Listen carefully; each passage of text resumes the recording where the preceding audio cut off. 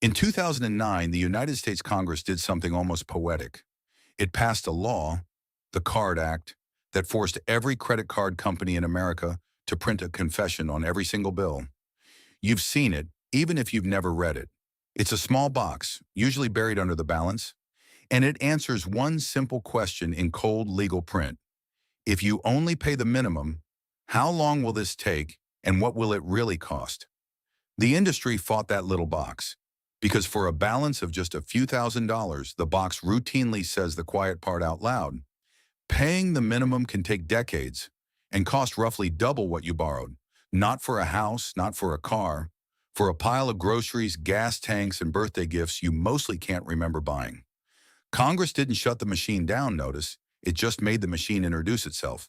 The confession is printed. It's on your statement right now. Almost nobody reads it. And I know who this video finds. The person who pays every single month. On time. Never missed once. You're doing the responsible thing, and the balance barely moves. Around month 6, you start wondering if something is wrong with you. Easy, breathe, watch this. The machine has a name. I call it the Forever Loan. It runs on 3 gears. Gear 1, the floor. The minimum payment sounds like a helping hand. Just 2 or 3% of your balance, sometimes a flat $25. But watch what the number actually does. Interest lands on your whole balance every month.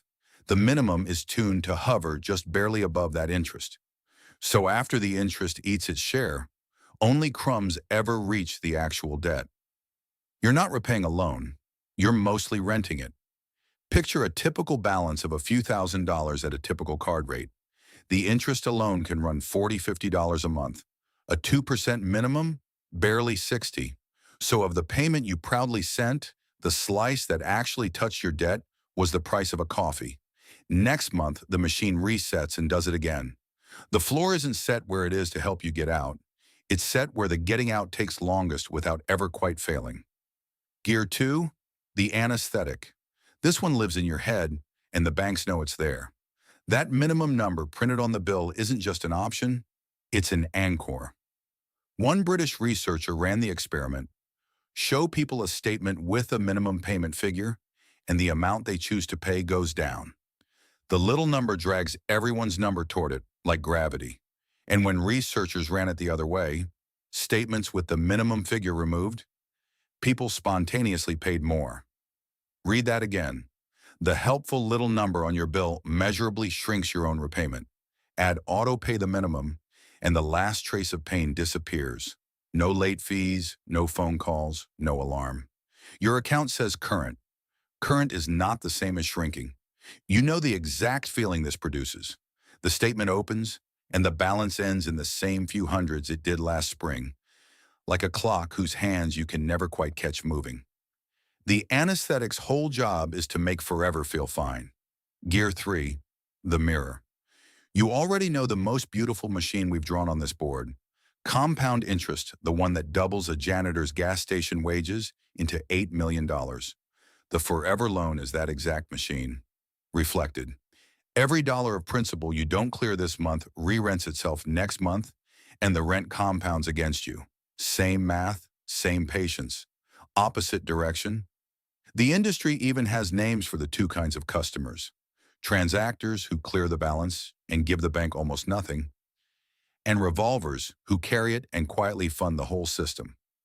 By industry estimates, close to half of all active card accounts revolve, meaning the normal customer, the profitable customer, the customer the machine is tuned for, is the one stuck on the treadmill. And if you want to know how the machine really sees the world, listen to its old slang. Inside the industry, customers who paid their balance in full every month were nicknamed deadbeats. Read that again. In this building, the people doing everything right are the freeloaders, and the person on the treadmill is the business model walking. We drew 2 weeks ago how cards profit even when you pay in full. This is the other wing of that building, where the real money is made. Turn the canvas.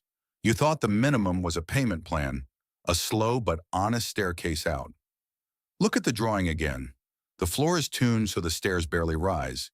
The anchor pulls your hand down to the smallest step, and the mirror makes sure that every step you don't climb grows taller overnight. That's not a staircase. That's a treadmill with a payment slot, a subscription whose product is owing. The balance was never meant to reach zero quickly. The design works best when it barely moves at all, which is exactly what you've been watching it do. It has a name, the Forever Loan. Paid forever, owed forever, designed that way. Now the honest part, because this machine loves a villain and I'm not giving you one. Nobody at the bank twirls a mustache over your statement.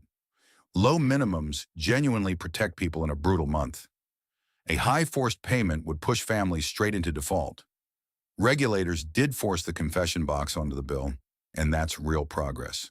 Every piece is defensible, but every piece also leans the same direction, toward the balance staying alive. The bank doesn't need you to fail, it needs you to float. Forever, ideally. So here's the one look to take with you. It costs nothing, and it's already printed on your bill.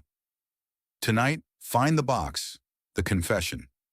Read the two numbers inside, how long the minimum really takes and what it really costs. And right next to it, the law makes them print a second pair. What happens if you pay it off in 3 years instead?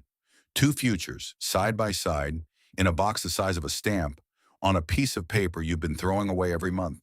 You don't need a guru. You need to read the confession the machine was forced to sign. That shame you've been carrying, the balance that never shrinks no matter how faithfully you pay, it was never your discipline. It was the floor, the anchor, and the mirror, doing exactly what they were tuned to do. See the machine. Don't be the fuel. We draw one machine a week. The next one is already on the board.